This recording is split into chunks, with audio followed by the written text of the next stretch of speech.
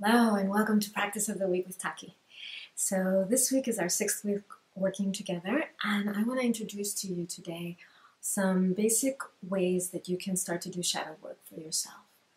And I'm going to introduce 2 entry points that are accessible for you, so you can start doing this at home. You don't have to wait to sign up for a group or anything like that. And then I'm going to speak about also the bigger picture of shadow work. But before I go into it, I want to say one very important thing, and that's that there is nothing inherently, meaning born with, there's nothing that you were born with that's wrong, that's broken, or that needs to be fixed. The real you is actually just waiting there to be unveiled. And the shadows, whatever you keep in the shadows, is what's preventing the authentic self, the real you, from being able to shine. And the reason why this happens is because as we're growing up, we learn that there are things that are acceptable and other things that are not acceptable.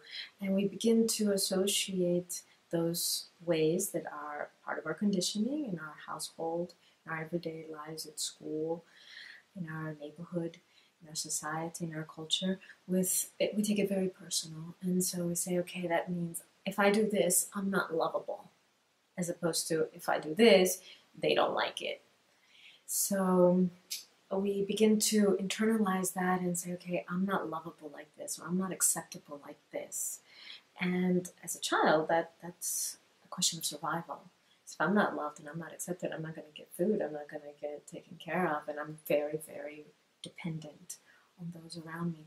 So if I'm not lovable like this, then what is it that I can do so that I can be lovable? So I start to modify my behavior, my identity, so that I can fit into what is accepted and what is lovable, my conclusions, my perception of reality with the intelligence and wisdom of a child, making sense the best way they can of the whole world around them.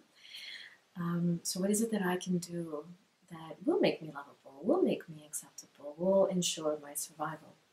So this is how our energy becomes distorted and then goes into the shadow, goes underneath what is the apparent reality, or literally like a closet we'd open and put things into that closet and close it and say, okay, that's not there, that doesn't exist, because we don't feel confident or safe to be able to express our truths and ourselves fully and freely. So how do we begin to untangle that and bring out the things that are in that closet, that are in the shadow, because of the distortions, and bring them out from the shadow, bring them into the light? And that's what the shadow work is all about, bringing out into the light that which still needs to come home to love, needs to be accepted, needs to be loved. And this time not by mommy or daddy or grandma or the teacher or the brother or the neighbor, but by you. And if you can accept it and love it, then there's no question that it is lovable and acceptable. So what are the 2 entry points? Knowing that you're not broken, there's nothing inherently wrong with you, and there's nothing wrong or bad or evil about you and this work. So 2 entry points. The first one, you'll need paper and pen for this. So make a list of, and maybe there's one thing that really stands out. And when I say this, if there's one thing that really stands out, go for that. Start there, because it's the elephant in the room, so to speak.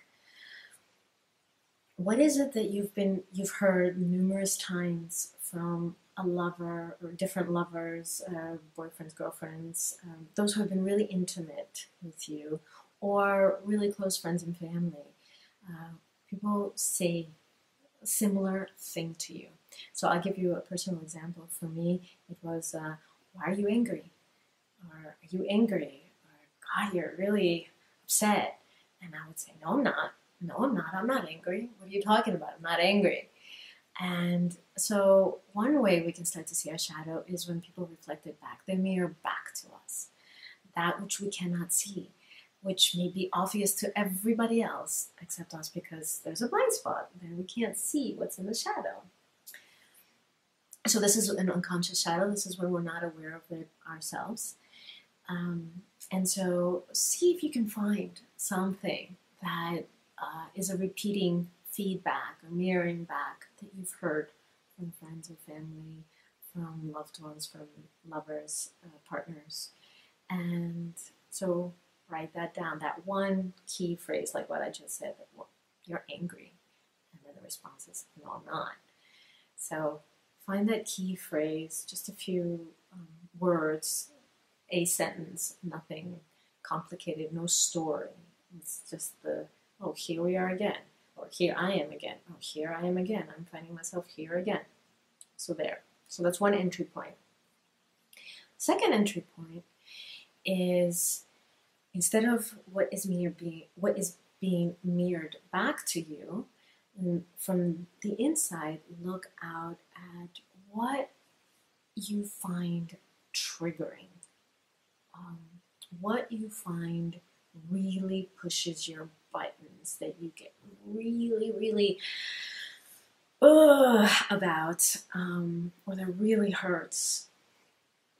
And it doesn't matter who's doing it, but it's something that when this happens, that it's really, there's a hypersensitivity, uber sensitivity in you about it, and particularly something that triggers you and that you have judgment about, something that is not right or that is unacceptable in some way, something that you judge and you're critical about. And easy ones can be about the opposite sex. That tends to be easy material to work with because it's very accessible. Like you can find that it's not about a specific person. When so-and-so does this, then that can be an entry point, but it's something you probably will have that will trigger you in different relationships.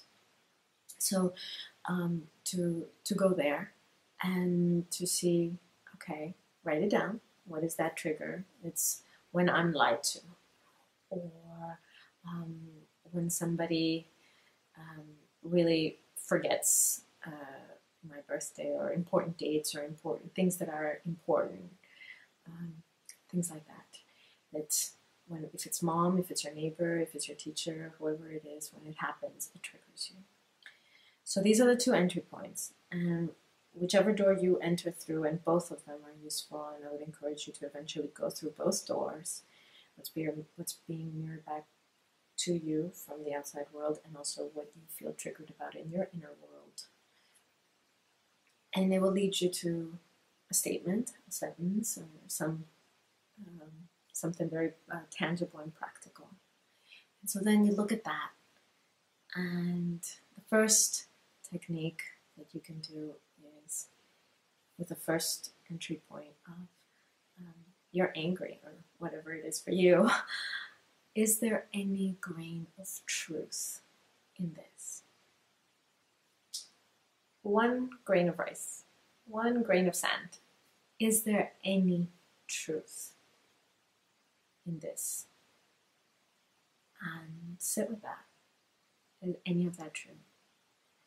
So that's one way to start to bring what's in the shadow, what's in the unconscious, what you don't see, what you're not aware of, into the light, into awareness. And hold it with compassion for yourself. It's not about being wrong or being, I'm messed up now and that makes me a horrible person. No, not at all. It just means you have a blind spot just like everybody else.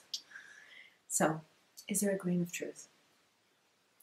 And then with the second entry point of what is triggering me out there, then the question is,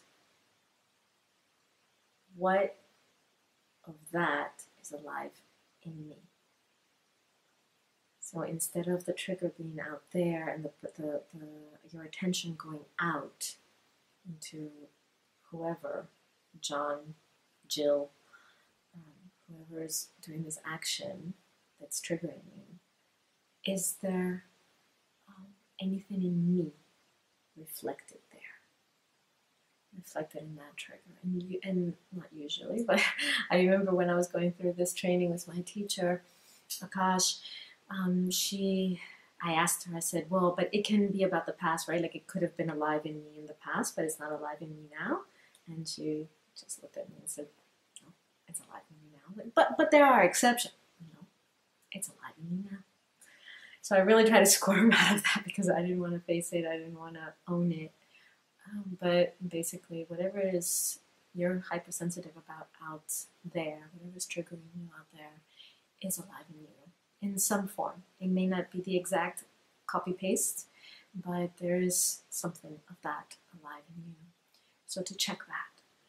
So these are the two strategies that I can suggest for you that you can do at home and with yourself. And what it really takes is sobriety, is the ability, the capacity to just sit and say, yeah, I want to know the truth.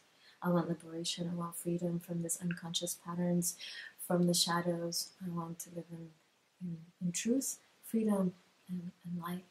And I want to bring every part of me back home to love.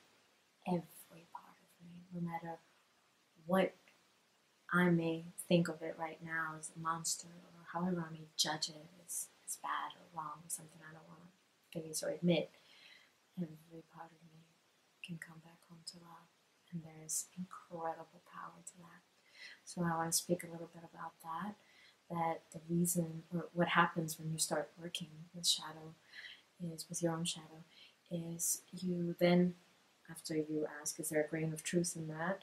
Or what part of me is alive, is reflected in that trigger, what in me is alive? You start to see, okay, yes, there's truth there, and yes, that's actually, I do that, or some variation of that is alive in me. And then the longer term work is to find the wounds. When did that energy become distorted? What happened that it could no longer express itself freely and had to become that? And then, so after dealing with the wounds, and that may involve emotional release and saying things that needed to be said, and allowing the body to go through certain movements, and maybe aspecting where you're talking to, visualizing, talking to a pillow, or the mother of Zen, or the father of Zen, or whatever the situation might be. After you work through the wounds, the last step is to go behind that and to see what is the actual essence, the real energy that's trapped there. Behind the distortion and the shadow, there is a very powerful essence, quality that is waiting to be unleashed, waiting to be reclaimed, waiting to come back home, and waiting to support you. It's part of your empowerment. So that's the full road to in shadow work. And these two entry points and then these two strategies can support you to get there and bring the shadow out to the light and hold it with love and become more whole, become free. So I wish you all the best with this week's practice. If you have any questions or if you'd like to share about it, please do so in the comments or send me a private message. If there's anything you'd like to work on or would like me to focus on, please send me those messages as well. And if you're benefiting from all the content that I'm sharing on this YouTube channel, please subscribe and please share it with others. And thank you for joining me today. I look forward to hearing about this. Blessings.